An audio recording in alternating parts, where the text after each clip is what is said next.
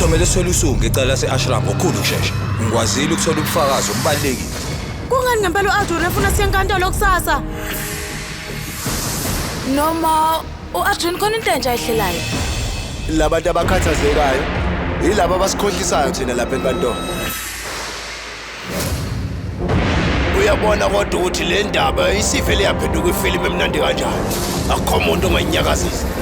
Cela imvume ukuthi ngibize ufakazi. Ebhokisini lofakazi uMahibat Shikhali. Uvala amanzi lapha emphakathini waseJanta ukuze uzokwazi ukubaxosha. Wathumela nemigulukudu yakho ukuthi babasongele. Wasebenzisa nendlela efanayo nalapha e-Ashram. Wabona ukuthi uMadubawu akakulaleli. Wathatha usizo lasakhe lokuthi akwazi ukubulala uVilas mase kusolwa uMadubawu ngakho konke lokho. Amanga lawo. Yilobufakazi kuleli wesibili. Isivumelwano ngomsombuluko kuze kube yiso ngehora leshaka lombili kuStar Khanya kuphela.